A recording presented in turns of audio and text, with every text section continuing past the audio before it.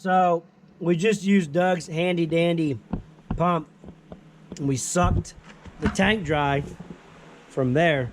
And look at all that crud that's in the bottom of that thing. Man, it is nasty. It's like rusty water because it's all down at the bottom, and it is pretty gross.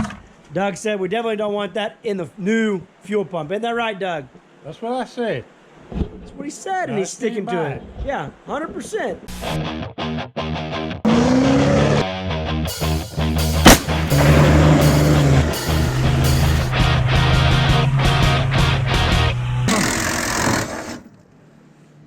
I just been squished by the fuel thing.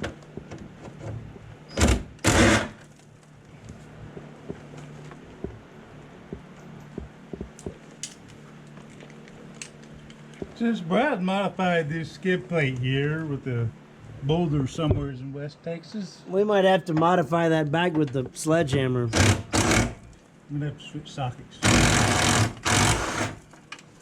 As you can see, I'm wearing my authentic OSHA-approved PPE gear. Which is contacts and a beard. That's right. My authentic South Texas chunkless. Oh shit! Better hold that. As I say, I'm controlling the descent.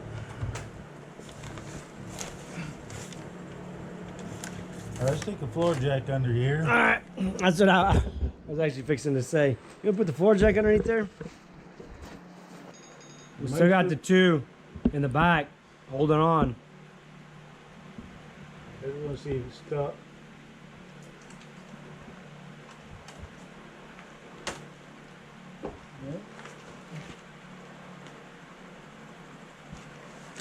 Oh, Almost soiled my diaper there.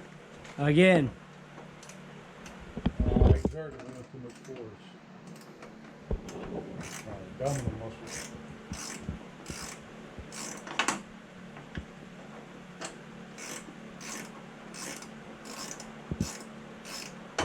Yep, there she is. She turned loose.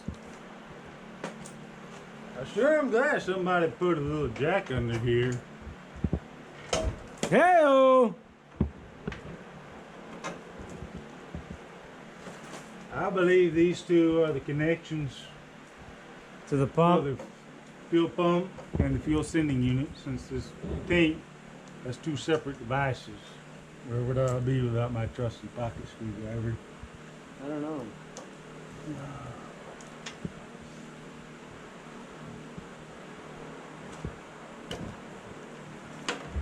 I'd probably be doing plumbing or something. God. Lord help us if you do plumbing. Well, we have two options here. I can either let jack free fall and everything gravity take over and bend all the lines for the vents and evaporative emission systems if it's equipped,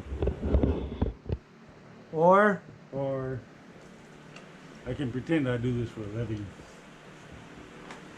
Do it the right way. I mean, like I asked you, if you want me to, I can let gravity do the work. But I don't have anything to replace it with. Besides a bunch of hose clamps. right. So that's that line there. Okay. How many more of those is there? Is that it? Just one? Oh no. The other one in the back. No, wait, there's more. But wait, there's more, folks.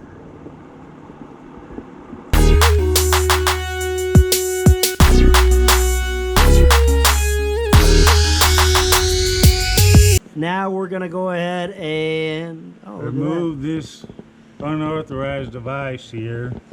And just, old Daddy Longleg. he's suffering from vapor fumes. Man, there's all This kinds is of lines going sending in there. unit. This is the actual pumps hanger assembly right here. So which one are we replacing? This one. That one there. You said the fuel gauge works. Fuel gauge does work. We don't gotta worry about the sending unit. Okay.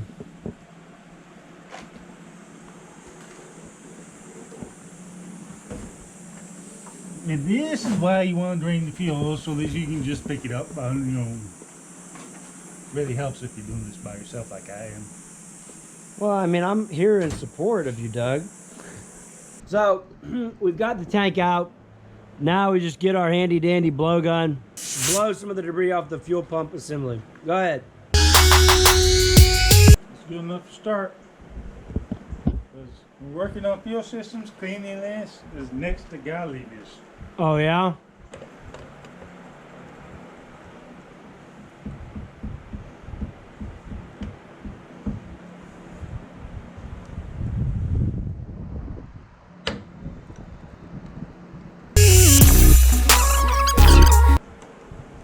Oh no, what is this?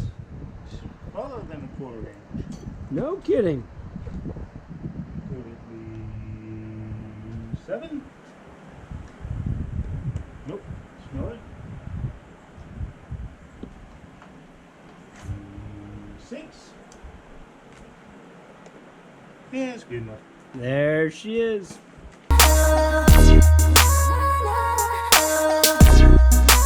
Got my Milwaukee impact driver with the number 2.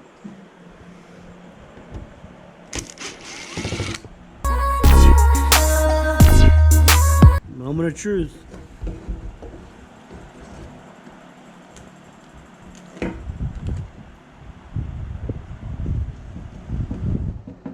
Try not to spill it on your foot. The new one comes with a new gasket.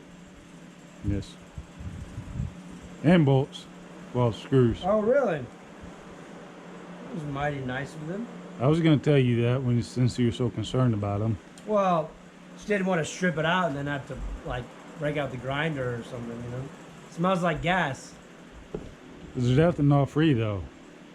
It is. It actually looks in pretty good shape for being. Man, I'm no mechanic, but it looks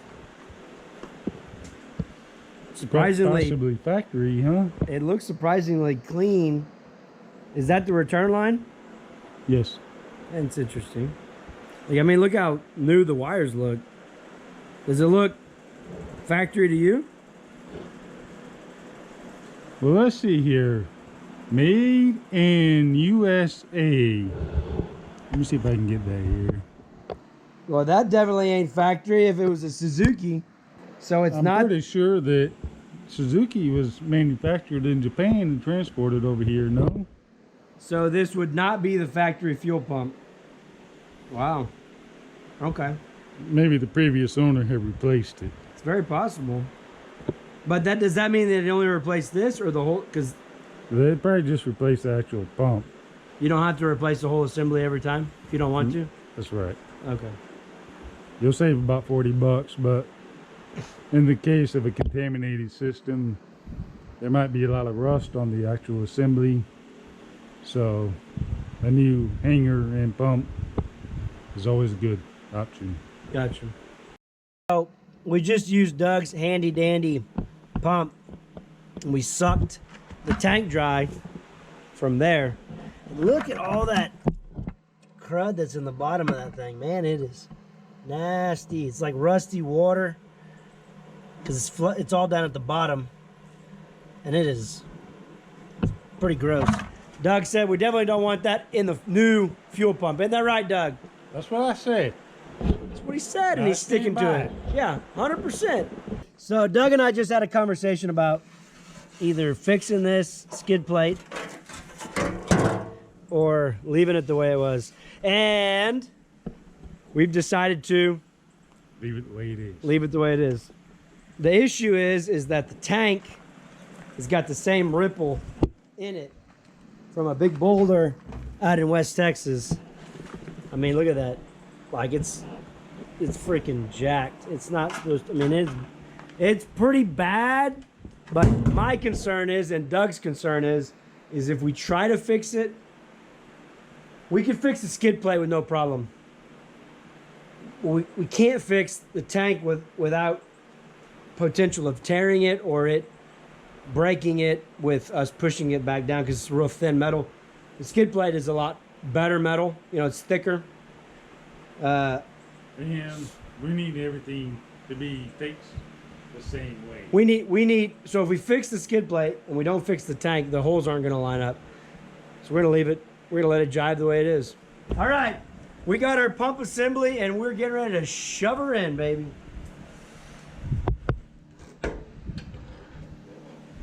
Yeah, that's right. Shoot video half sun, half night. Oh, there it is. I like it too much. Does it line up, Brad? Yeah, it's good. Yeah, these are the new screws. It's almost like they knew that it was going to be clogged with dirt and debris. Yep. Wouldn't you say?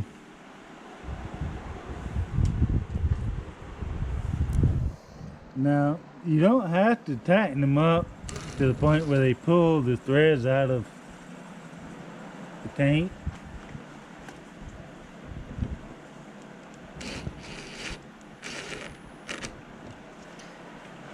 Go ahead. I mean, honestly, if we want to be truthful here, we go ahead. Typically, we would start these with just a screwdriver. Wouldn't you say, Douglas? Because Brad is so confident in his screwing skills. He feels like he's not going to screw it wrong. He's going to screw it right every time. 60% of the time, it works every time.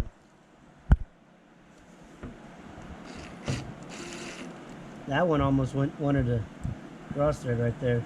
A good friend of mine, Douglas, once said, cross thread's better than no thread. So the pump is replaced. Pump's in, now we just got to reinstall everything. All right, so we've got the fuel tank and we've got the fuel tank and the skid plate positioned on top of the jack with a little bit of help from Mr. 4x4, and we've got our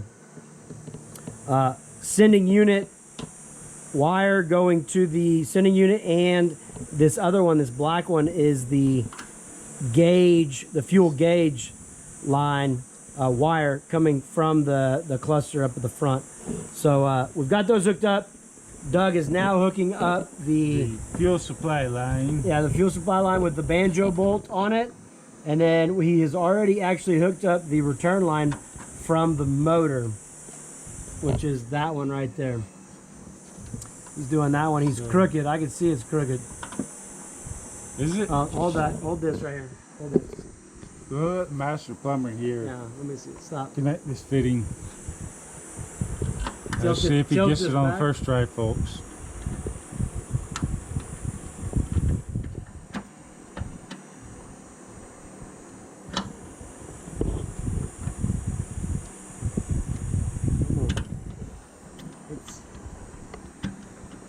Well, I'm not saying that I'm any better, but I mean, maybe there was a reason why I was struggling for a little bit there. What size is that right there? Because I think I got it. No, you're not cross-threading it. Huh? I mean, I'm not trying to cross-thread it. That probably is cross-threaded, but...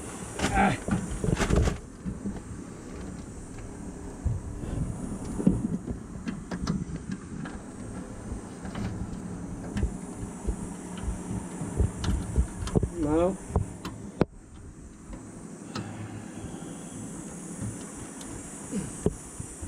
Oh, there it is. Let's see. Let's see how that works. Got it! They're both 14. Oh. You need a support wrench to make sure you don't bend it in the incorrect spot. You ready? There it is. Got it. Let me try one more. Go ahead and break it, Brad. I'm not trying to break it. Okay. She's good now, boy. Is it angled correctly? Well, if we were smarter, we would have marked it before. No, we're not smarter. No, we're not. We're not smarter. We're just master plumbers and Master mechanics. one automotive technician. Did you tighten this one? This 6mm? Yes. Okay. So we can go back. We can go up now. We're going up. Are we going up, folks? We're going up. Going up. Hey. All right. So you got the tank up there. These two bolts tightened down. Do you have any of the other bolts tightened down? They're not tight. It's installed.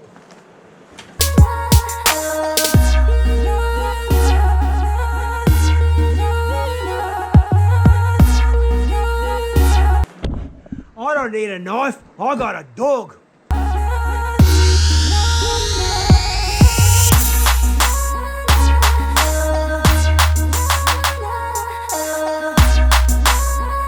Why do they call it a banjo bolt? Because it's got a hole right through the middle of it that allows fuel to flow through it, or any type of liquid. But why do they call it a banjo bolt? Doug just tightened down the banjo bolt on the fuel filter coming from the tank. I reckon now we need to go ahead and install the fuel filler neck and the vent line, right? We can. Or we can put fuel directly into it and see if it works. But I've got confidence that Brad's diagnosis is correct, since he's been diagnosing vehicles for a very, very long time. I mean, a very long time. Sometimes it helps if you have the keys, you know? Alright, ready? Go for it. I heard it humming. Moment of truth, Doug. Do you think it's gonna? You think it's gonna start? Well, the customer's always right. I hate it when you say that. I say what you want to hear. I wish you just tell me the way it is. Here we go. I didn't diagnose it, you did. Yeah. Well, I'm not a mechanic. You're a professional YouTuber. Ooh, purring like a kitten. Give us some gas.